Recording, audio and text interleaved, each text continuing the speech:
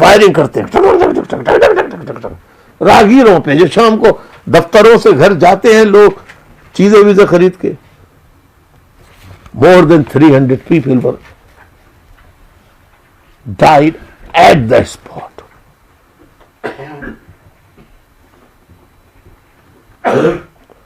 अब जख्मियों की अलग बात। फिर बेनजीर भुट्टो के जमाने में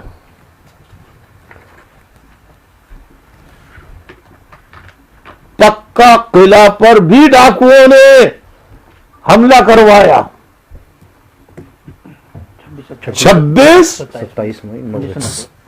27/1990 को, मई 1990 को असलम बेग की हुकूमत थी उस जमाने में। मैंने असलम बेग से बात किया, ये क्या बात की, मैंने कहा ये क्या हो रहा है, ये पहले हमारी नजरें हैं, हम सब देख रहे हैं।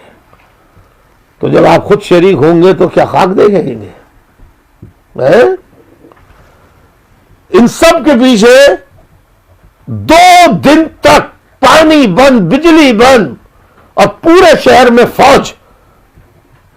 और ये डाकू कहां से पक्के किले पे हमला आवर हुए, वहां माओ ने कुरान मजीद सरों पे रख के भीखे मांगी कि खुदा के लिए हमारी बेटियों पे रहम करो। सैकड़ों लड़कियों की आबरू रेजी की गई। आज भी खबरें पक्के किले में मौजूद हैं, आप हैदराबाद जाके देख लीजिए और मेरी बातों की तस्दीक कर लीजिए। पहली बात तो यह कि मैं झूठ बोलता ही नहीं। हाँ, मजाक करना बिल्कुल एक अलग चीज है, जैसे अभी कौसर भाई से कह दिया। हालांकि कौसर भाई दाएं बाएं नहीं झांकते हैं, लेकिन अगर झांक भी ले तो स्मार्ट आदमी है, उसमें हर्ज किया।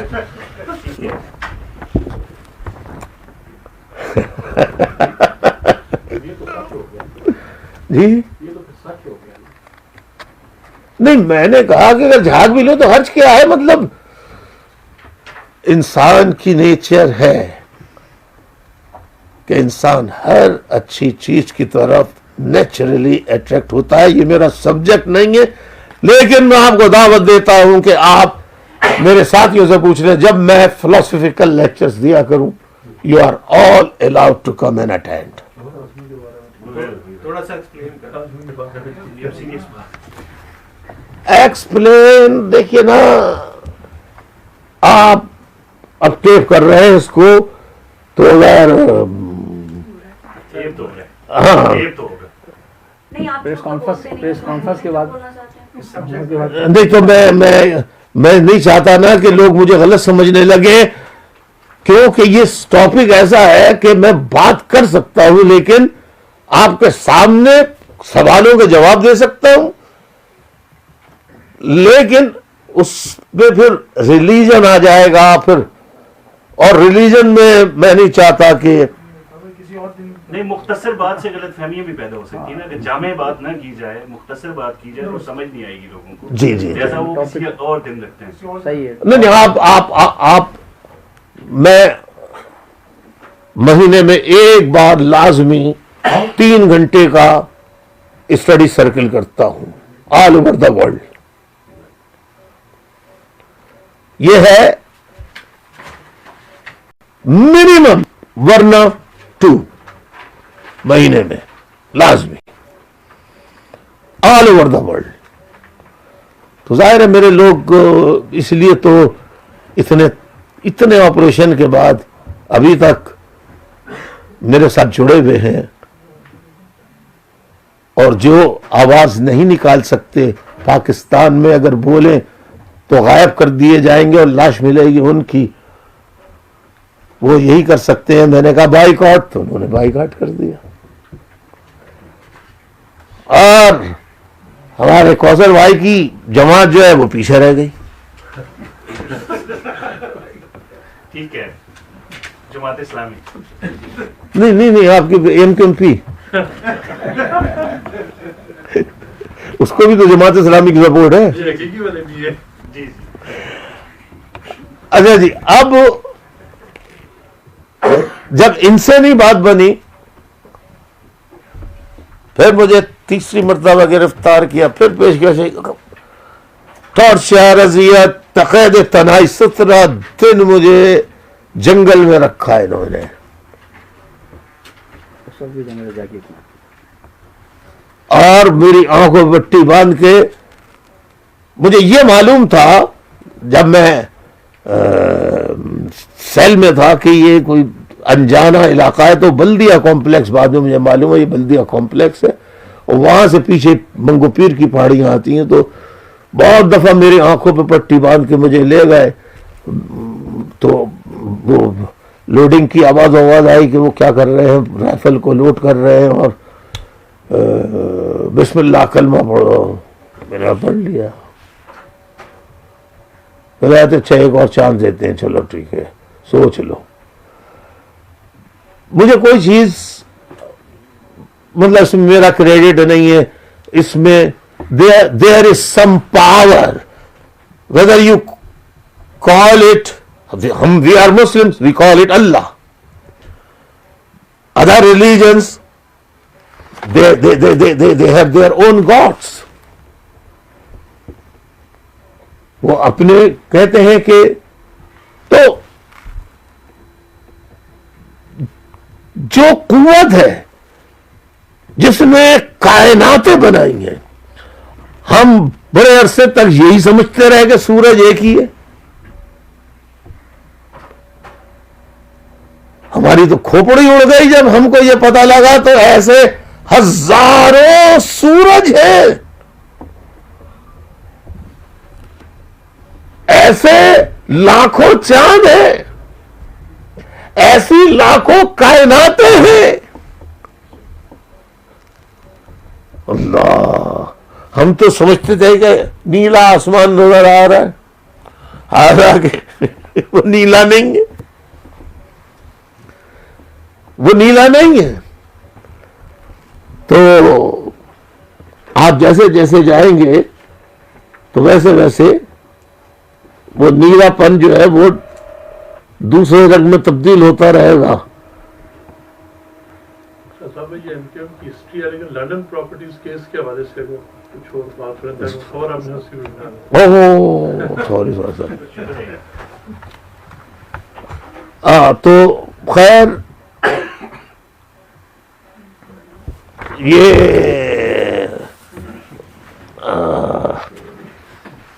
फिर आपने देखा कि MQM मुल्क की 87, 88, 90, 93, 97, 2002, 2008, 2013, 2013 पाकिस्तान में तीसरी बड़ी जमात और सिंध में दूसरी बड़ी जमात की हैसियत से उभर कर सामने आई। अब मुझ पे several assassinations were made on my life, but thanks God के I escaped from any injury. जब finally they started using, ISI started using hired professional killers and using bombs to assassinate me. That happened in 1992. Oh, sorry, 1990, December 1991. लेकिन उसमें भी मैं बच गया, और जो हमला करने वाले थे ग्रेनेड के साथ, वो उनके हाथों में ही फट गए और वो मर गए और मैं बच गया। फिर मेरे लोगों ने कहा कि आप बाहर चले जाओ, अब हम गोली के सामने तो आ सकते हैं, बमों के सामने नहीं आ सकते। तो मैं जनवरी 92 को आया, वो दिन है और आज का दिन है। मैं पाकिस्तान नहीं जा सका। लोगों ने कहा क्यों नहीं जाते? मैंने 2013 में वाजिद शमसुल हसन साहब मेरे ऑफिस में बम अमला आए नाइकॉप का कार्ड बनवाने। मैंने कहा पाकिस्तान का मुझे पासपोर्ट बना दो, मैं पाकिस्तान जाना चाहता हूं। ये वहां तक पहुंच भाई, वाजिद शमसुल हसन है हाई कमिश्नर थे, हाई कमिश्नर। उसके कहने पर सारा फिंगरप्रिंट, फीस, हर चीज मैंने दी। पाकिस्तान पहुंचा, चौधरी निसार उस वक्त वो थे, वजीर दाखिला थे, तो वजारत खजाना ने इसको तस्लीम किया है। कहीं वजार खारजा का वो वो वजारत खारजा ने कहा था कि मुझे मिल गया है, मैं सबूत दिखा दूं। तस्नीम असलम का तस्नीम असलम, अब ये चीजें तो आपको निकाल के रखनी चाहिए थी। किसमें है तो निकाल के दे ना मुझे। आप इसमें निकाल के रख रहे, खैर छोड़िए, इन्होंने यकीन कर लिया, आप भेज दिए ना। ये मतलब ये कि अब मैं मतलब आपकी बात पुछ करूं इनके सामने तो अच्छा नहीं है ना। पहली मेरा इमेज जो है बहुत ही खतरनाक है।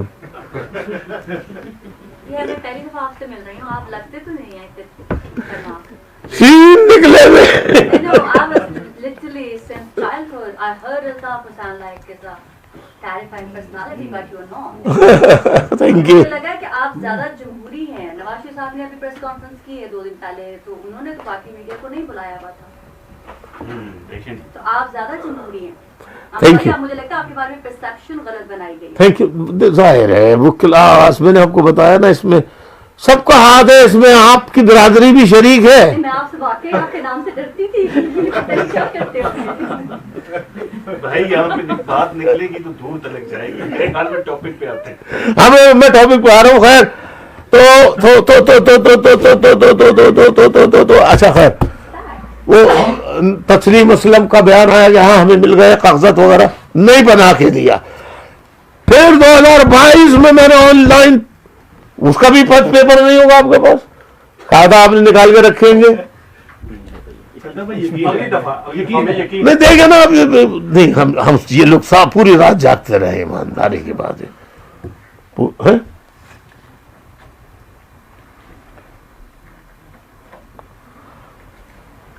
ये निकाल के दे दिया भैया मेरे साथ ये।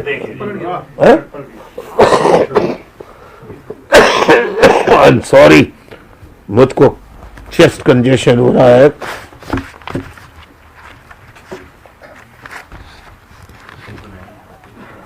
ये देखिए, ये नजर आ रहा है क्या क्या लिखा हुआ है?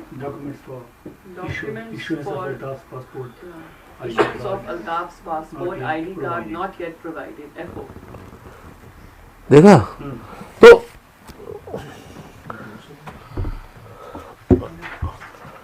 अच्छा, तो 2022 में जब मैं कराया वो भी पहुंच गया वहां पे, खबरें भी आई, आपके भी इल्म होगा, नहीं बना के दिया।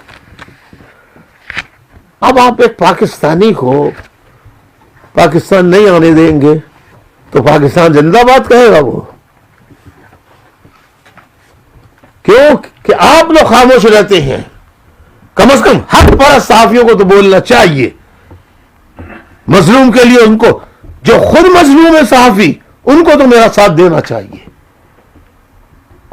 अब मैं आपको देखिए, आपने जो जो इल्जामात सुने हैं उसकी चीजें मैं आपको मुख्तसरन दिखा देता हूं।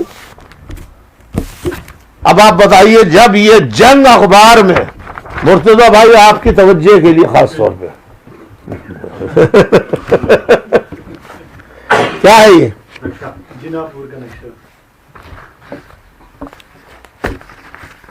ठीक है ना?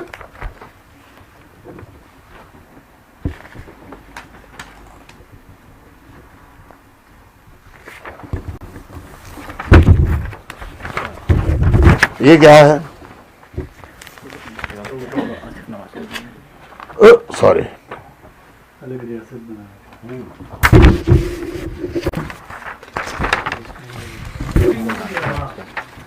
चलो स्क्रीन पे आ रहे जी, दावरी पीछे आ रहे हो।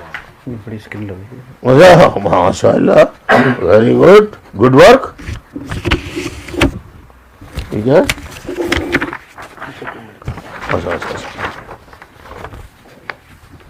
अच्छा जी, कहाँ तक हो गया था ये? नाइक हो गया और अभी तक इन्होंने कार्ड बना कर दे दिया। अब मसला ये है ना कि ये लोग कह रहे हैं कि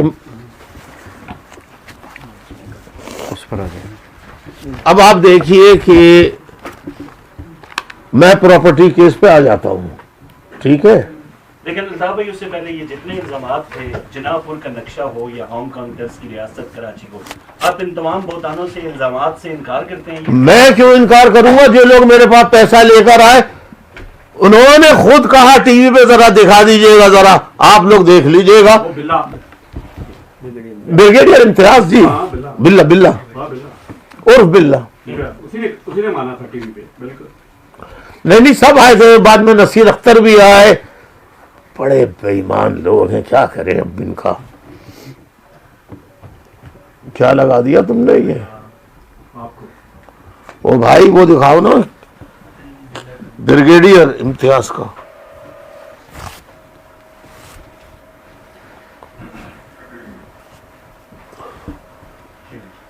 बिस्मिल्लाह।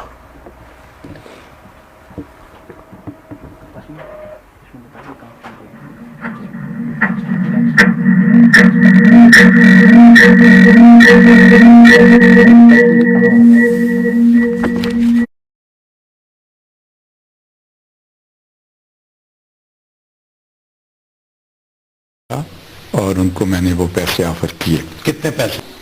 जनरल हमीद कोल ने मुझे ये आर्डर दिया कि मैं पैसे लेके कराची जाऊं और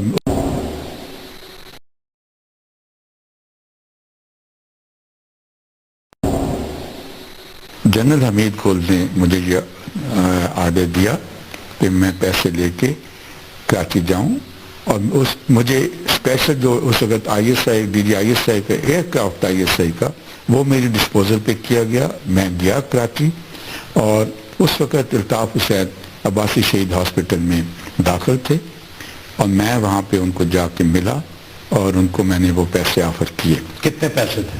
50 लाख। ये किस साल की बात है? ये 88 की मैं बात कर रहा हूँ, जिस वक्त 88 का इलेक्शन होना था बहावलपुर क्रैश के बाद, तो ये उससे पहले की बात है, इंतखाबात से पहले की बात है। और वो पैसे अल्ताफ हुसैन ने लेने से सरियन इनकार कर दिया था। इसका मतलब है कि 1988 में भी सियासतदानों में पैसे बांटे गए थे? यकीनन ये तो रिकॉर्ड की बात है। मैं समझता हूँ कि मैंने जो ड्राफ्ट और भी किसी को बांटे थे? यकीनन काफी लोग थे और वो सारे जो नाम हैं वो जनरल हमीद गुल को भी पता है, जनरल असलम बेग साहब को भी पता है और गुलाम इसाक खान को भी, क्योंकि बुनियादी तौर पे सैयद साहब ये था कि ईवान सदर में एक इलेक्शन सेल बनाया गया था और उस इलेक्शन सेल में दो अहम ब्यूरोक्रेट थे, एक रुएदात खान और दूसरे इजलाल रज़ैदी। ये इल्जाम है कि रॉ से पैसे लेती थी। तो दूसरी तरफ कुछ और बड़े जिम्मेदार लोग जो हैं वो ये कहते हैं कि वो ISI भी इनको पैसे देने की कोशिश करती थी लेकिन ये लेते नहीं थे। एक दफा फिर ब्रिगेडियर इम्तियाज साहब का एक क्लिप सुने जो वो सुहेल वड़ाइच साहब के साथ गुफ्तगू कर रहे हैं।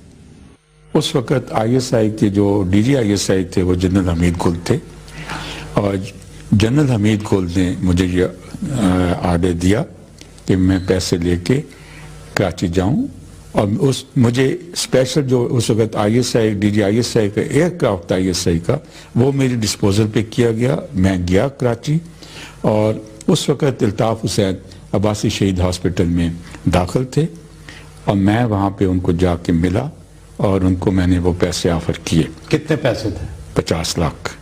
ये किस साल की बात है? ये 88 की मैं बात कर रहा हूँ, जिस वक्त 88 का इलेक्शन होना था बहावलपुर क्रैश के बाद, तो ये उससे पहले की बात है, इंतखाबात से पहले की बात है। और वो पैसे अल्ताफ हुसैन ने लेने से सरियन इनकार कर दिया था। क्यों? उन्होंने सिर्फ इतना मुझे कहा कि मैंने कहा जी कि जनरल हमीद गुल ने आपके लिए ये भेजे हैं और उन्होंने कहा कि किस लिए भेजे हैं? मैंने कहा जी इसलिए भेजे हैं कि आपको इलेक्शन में पैसे की कुछ कमी हो, ज़रूरत हो, तो ये उनकी तरफ से है। तो उन्होंने कहा जी आप उनको जाओ मेरे पैसे वापस कर दें ये, और उनको ये कहें जनरल साहब को कि मुझे इलेक्शन में उनके पैसों की ज़रूरत नहीं है। एक ब्रेक ले लेता हूँ, ब्रेक के बाद दोबारा मिलते हैं। Welcome back. हमारे साथ मौजूद हैं ब्रिगेडियर इम्तियाज साहब। ये जो आपने एक इंटरव्यू में कहा कि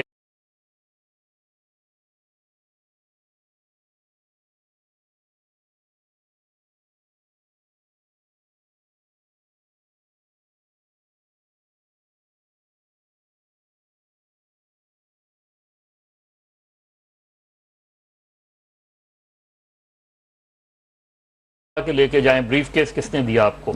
नेचुरली मेरे अपने जो उस वक्त बॉस थे, हमीद गुल साहब जी। हमीद गुल साहब ने पर्सनली आपको ब्रीफ केस दिया था? पर्सनली देखे ना, Briefcase? DGISI का काम नहीं है कि वो ब्रीफ केस मुझे खुद पकड़ाते रहे। उनके ऑर्डर्स थे, ऑर्डर्स उन्होंने इशू किए, जो जिसके पास पैसे थे, जो आपसे इंचार्ज था, जिसके एक दफा बात को रिक्वेस्ट की, और तेरे हो गया ये अतिका का इफेक्ट है। मुर्तजा भाई प्लीज पास ऑन। ये 14 को जो मैं कह रहा था जमा कराए थे मैंने, ये देख लीजिए, इसमें सबके साइन माइन देख ले, हम भी देख लें।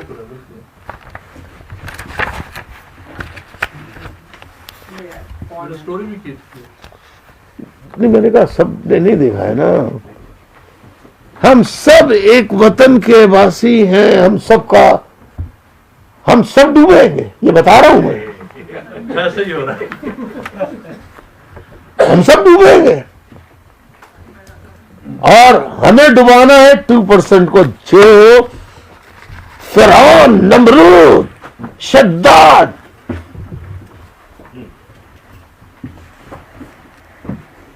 अब ये कहां से लेंगे स्टोरी, इतनी सारी मैंने बता दी तो। वो भाई एक लाइव प्रोग्राम का कामना चाहिए साहब का, उसमें जरा नहीं वो सही है, ठीक है, आपने बता दिए भाई जो कह रहे हैं वहाँ पे। जो मेरे से हो सकता है।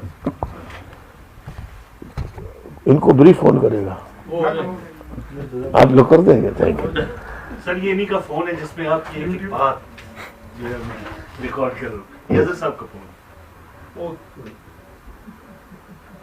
अच्छा जी, तो वो सबने देख लिया ना, जो 2014 का, 2022 का भी निकाल लेंगे ये लोग कहीं ना कहीं से, फिक्र ना करें, वो भी हम देते हैं। भाई तुम्हारे मजहर साहब तो आए नहीं, पता नहीं अब चलाओ ना, आए थे, मैं समझा कि पाकिस्तान चले गए।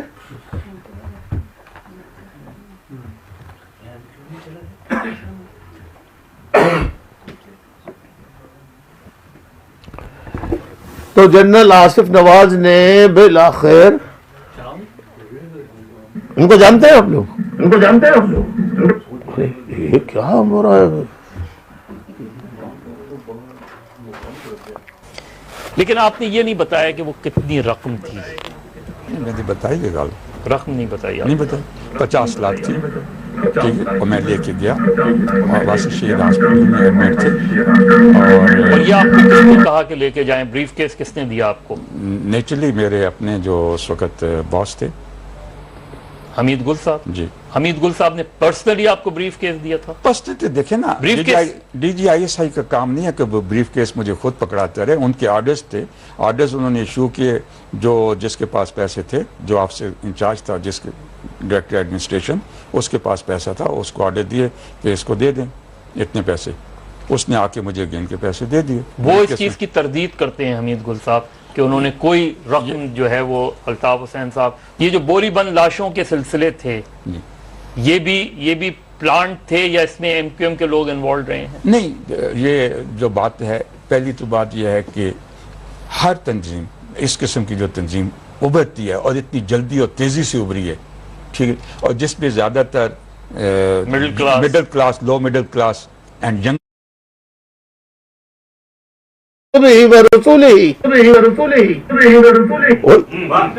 कलमा हक है ना, हर तरफ सुनाई देगा, आप जानिए। तो जो ज़बूर को ना माने, जो इंजील को ना माने, वो मुसलमान हो ही नहीं सकता। अच्छा जी, अब आते हैं इस पे कि 19 जून 1992 को फौज इस नतीजे में पहुंची कि अब इसके अलावा कोई चारा नहीं है कि फौज डायरेक्ट मिलिट्री एक्शन करे against the MQM to eliminate, to wipe out from the urban areas of Sindh completely and annihilate Muhajirs and their office bearers.